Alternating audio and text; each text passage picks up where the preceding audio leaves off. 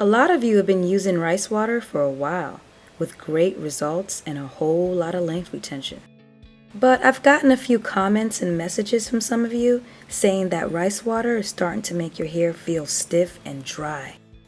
One obvious culprit is its protein content. Rice can have up to 16% protein, so to be on the safe side, consider rice water a protein treatment. The protein molecules in rice are too large to soak into your hair, so they create a coat on the surface.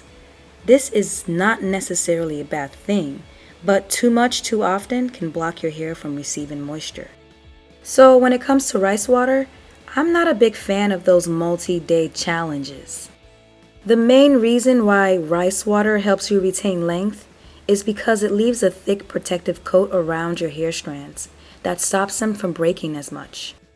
So it's not like rice water is making your hair grow faster.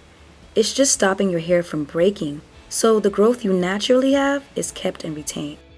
But the protective coat eventually dries and hardens. If you keep adding new layers without washing your hair, you can create a bad case of protein overload. Here's the solution. Multi-day challenges are great with some things, like onion juice, but not so much with rice water. Rice water is a protein treatment, so if your hair is high in porosity, you can afford to use it once or maybe even twice a week on your wash days. Depending on how high in porosity your hair is, you may be able to use rice water once a week as a leave-in as well, but only if your wash day regimen is at least as often as once a week. The idea is to avoid stacking on new layers without washing your hair first. If your hair is lower in porosity, you may want to space out rice water treatments to once or twice a month on wash days, or you can just use rice water on your ends.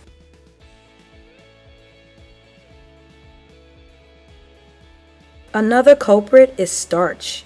Rice has a lot of starch, and when it's boiled, the starch leaches out into the water. The molecules that make up starch are huge, so it builds up really fast and acts like a crusty paste on the surface of your hair. You can even see it in the water sometimes. Considering you wash your hair before each use and you're high in porosity, a small amount of this type of buildup can be nice and protective to your hair strands. But rice water is already a protein treatment, so an addition of starch can be overkill for a lot of you. The good news is that the process for removing arsenic from rice is also the same process to remove starch from rice. Here's how you do it.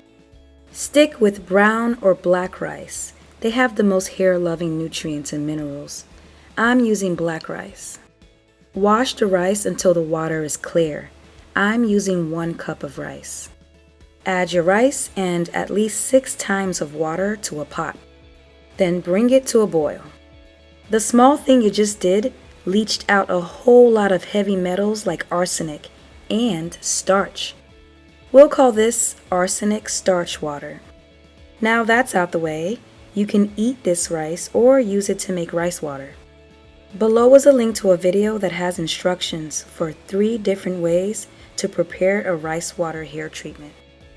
If you're experiencing rice water buildup, try not to panic. Everything should be back to normal in a few wash days.